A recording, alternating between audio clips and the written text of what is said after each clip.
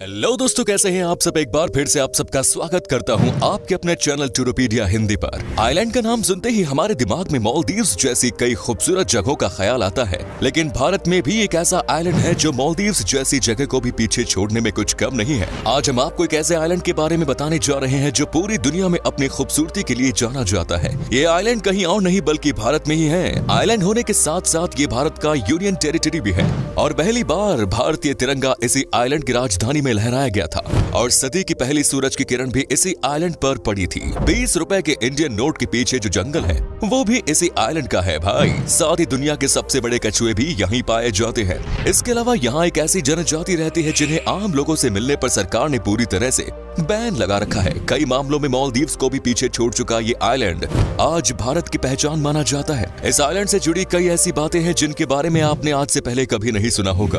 दोस्तों, आज हम बात कर रहे हैं अंडमान एंड निकोबार की। तो देर किस बात की, अपना सीट बेल्ट बांध लीजिए अच्छे से और निकलते हैं दुनिया के सबसे खूबसूरत आइलैंड अंडमान एंड निकोबार की एक शानदार सफर पर। दोस्तों, बंगाल की खाड़ी के दक्षिण में हिंद महासागर में स्थित अंडमान एंड निकोबार की राजधानी पोर्ट ब्लेयर है। यहाँ की कुल जनसंख्या 4.30 लाख के करीब है। आबादी के लिहाज से ये जगह काफी छोटी है, लेकिन इसकी खासियत कुछ कम नहीं है। अंडमान एंड निकोबार भारत का एक यूनियन टेरिटरी आइलैंड है। अंडमान एंड निकोबार 572 छोटे और बड़े द्वीपों से मिलकर बना हुआ है। ये द्वीप समूह यहाँ के सफेद रेत और अपने जंगलों के लिए पूरी दुनिया में मशहूर है। अंडमान एंड निकोबार आइलैंड में कई भाषाएं बोली जाती है। यहाँ पर बोली जाने वाली भाषाओं में बांग्ला, मलयालम, मराठी, तेलुगु, तमिल, निकोबारी भाषा, हिंदी भाषा शामिल है। इसके अलावा यहाँ पर आदिवासी जनसंख्या भी निवास करती है और ये लोग अंदमानी, महा अंदमानी, सेंटिनीली और ओंगान जैसी भाषाएं बोलते हैं। ये बात तो कई बार साबित हो चुकी है कि भारत और खूबसूरती का नाता काफी पुराना रहा है। कभी गोल्डन बर्ड के नाम से पूरी दुनिया में प्रसिद्ध भारत आज अपने राज्यों और अपनी प्राकृतिक खूबसूरती के लिए जाना जाता है। विदेश घूमने जाने वाले लोग शायद ये भूल जाते हैं कि भारत में भी कई ऐसी जगह है जहां का नजारा आपको सब कुछ भूलने पर मजबूर कर देगा। ऐसी ही एक जगह है अंडमान एंड निकोबार आइलैंड, भारत का वो हिस्सा जिसके बारे में आज हर कोई जानता है। हर किसी ने अपनी लाइफ में अंडमान एंड निकोबार जाने का सपना देखा होगा, लेकिन इससे जुड़ी कई ऐसी बातें हैं जिसके बारे में आपने आज से पहले शायद ही कभी सुना हो। अंडमान और निकोबार आइलैंड को भारत के सबसे सुंदर यूनियन टेरिटरी में से एक माना जाता है। भारत के इस यूनियन टेरिटरी का नाम थोड़ा हटकर है, लेकिन क्या आपने कभी सोचा है कि आखिर इस द्वीप का नाम पड़ा कैसे? चलिए बताते हैं कि आखिर अंडमान एंड निकोबार का मतलब होता क्या है। दरअसल अंडमान एंड निकोबार द्वीप समूह का नाम मलय भाषा के शब्द हांदू मन से निकला है, जो कि भगवान हनुमान के नाम का परिवर्तित रूप है। इसके अलावा निकोबार शब्द का मतलब होता है नग्न लोगों की भूमि।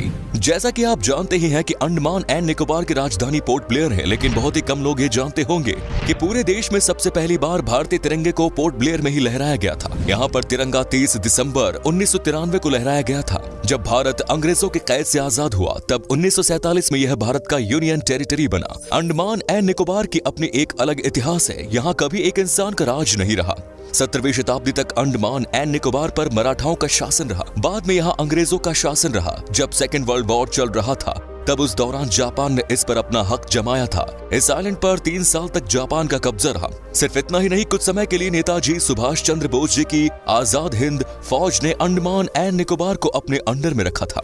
अंडमान एंड निकोबार का नाम पूरी दुनिया जानती है और टूरिस्ट की फेवरेट डेस्टिनेशन होने के बावजूद लोग इस जगह को पूरी तरह से देख नहीं पाते। इस द्वीप के कुल 572 आइलैंड में से सिर्फ 36 पर ही घूमा जा सकता है। इसके अलावा बाकी आइलैंड घूमने और रहने लायक नहीं है। कुछ लोगों को ऐसा लगता है कि अंडमान गोवा की तरह है, लेकिन ऐसा कुछ भी नहीं है। अंडमान गोवा से बिल्कुल अलग है। दूर दूर तक फैला हुआ ये शांत समुद्र और इसका नीला रंग किसी को भी अपनी ओर आसानी से आकर्षित कर सकता है। अंडमान में आकर लोगों के मन को शांति मिलती है और स्ट्रेस कम होता है।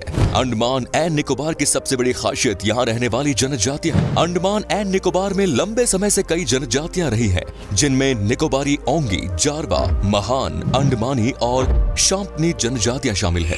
वहीं अगर जारवा जनजाति की बात करें तो जारवा जनजाति मानव सभ्यता की सबसे पुरानी जनजातियों में से एक है, जो हिंद महासागर के टापुओं पर पिछले 55,000 सालों से रह रहे हैं। दिलचस्प बात यह है कि इस जनजाति से आम लोगों के मिलने पर पाबंदी लगी हुई है। जी हाँ, जारवा जनजाति इलाके से केवल एक अंडमान ट्रंक रोड गुजरती है।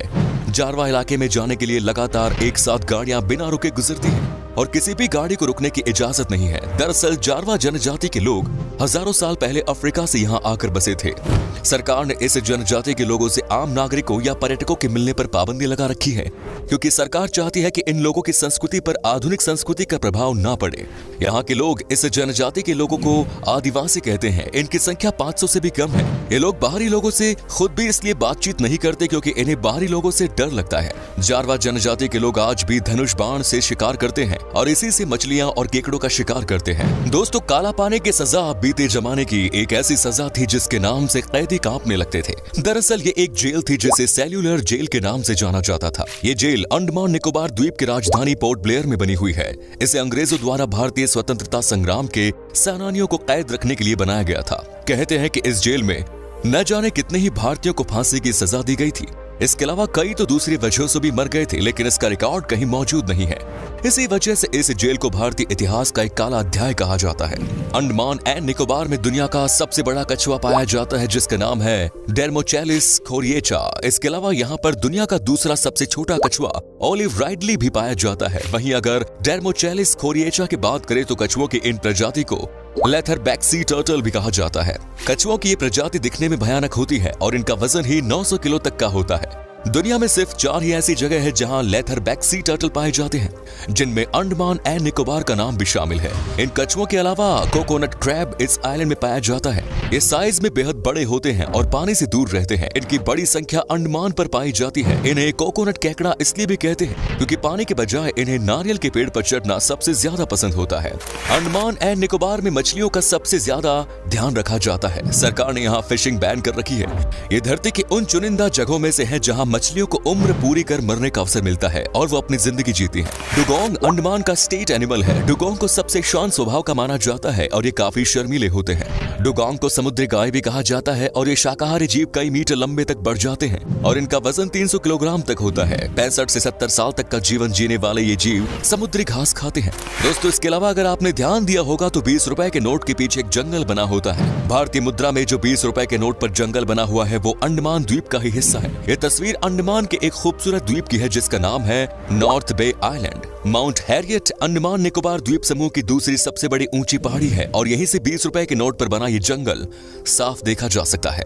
अंडमान एंड निकोबार का इंदिरा पॉइंट भी सबसे खास है। इसके खास होने के पीछे भी एक वजह है। दरअसल ये भारत के एकदम दक्षिण में स्थित है और इसे भारत का आखिरी बिंदु भी कहा जाता है। इसका नाम भारत की पूर्व प्रधानमंत्री इंदिरा गांधी जी के नाम पर रखा गया है। लेकिन इस पॉइंट का इतिहास भगवान राम से जुड़ा है। लंका पर चढ़ाई करने से पहले भगवान राम ने इसी पॉइंट पर क्रोध में आकर समुद्र से रास्ता मांगने के लिए अपना धनुष उठाया था। तब से लेकर एक तरफ का समुद्र शांत है तो दूसरी तरफ लहरों की उथल पुथल रहती है। इसी रास्ते पर राम सेतु बना है। इंदिरा पॉइंट का लाइट हाउस भारत होते हुए मलेशिया और मलक्का जाते हुए जहाजों को रोशनी देने का काम करता है।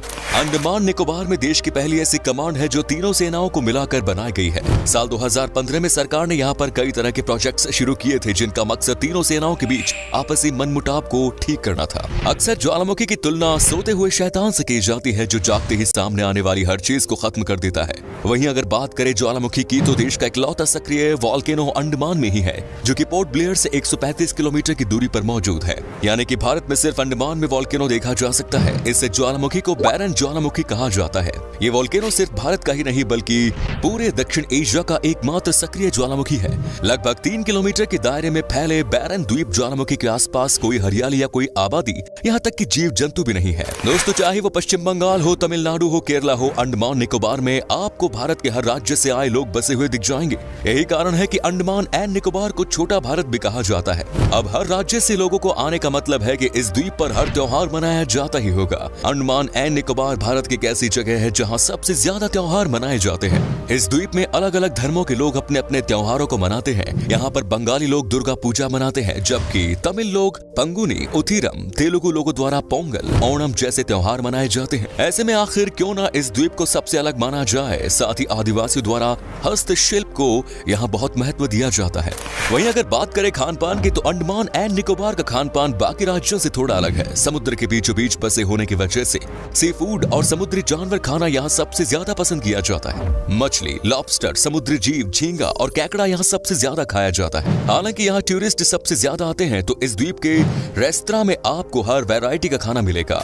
चलिए दोस्तों, अब हम आपको बताते हैं कि अंडमान एंड निकोबार में घूमने के लिए आपको कितने पैसे खर्च करने पड़ेंगे। तो अगर आप अकेले हैं तो आपको अंडमान एंड निकोबार घूमने के लिए 7 से 8 दिन में लगभग 45,000 रुपए खर्च करने होंगे। इस द्वीप समूह पर आने का सबसे बढ़िया समय है दिसंबर का महीना। इस मौसम के दौरान पर्यटक सबसे ज्यादा आता है। इस वक्त यहाँ क्रिसमस और नया साल बहुत जबरदस्त से मनाया जाता है। आप इस दौरान यहाँ आकर अपना सबसे बेहतरीन वक्त गुजार सकते हैं। अगर आप अंडमान में वेकेशन का प्लान बनाते हैं तो यहाँ जाकर आप रोमांच से भर देने वाले वाटर स्पोर्ट्स, फुर्सत के पलों के लिए एक से बढ़कर एक सुविधाएं और कई ऐसी एक्टिविटीज का मजा उठा सकते हैं। तो दोस्तों, ये था इंडिया का सबसे खूबसूरत आइलैंड अंडमान एंड निकोबार। कैसा लगा बताइए हमें कमेंट्स में। क्या कभी आपने विजिट की है इस आइलैंड की, और अगर की है तो आपका एक्सपीरियंस कैसा रहा ये भी हमारे साथ शेयर जरूर कीजिएगा। उम्मीद करता हूँ कि आपको हमारा ये एपिसोड पसंद आया होगा। वीडियो को लाइक कीजिएगा और अपने दोस्तों और रिश्तेदारों के साथ शेयर करना ना भूले। हमारे चैनल को भी सब्सक्राइब जरूर कर दीजिए। वीडियो को अंत तक देखने के लिए सभी का शुक्रिया। फिर मुलाकात होगी नई वीडियो के साथ। धन्यवाद।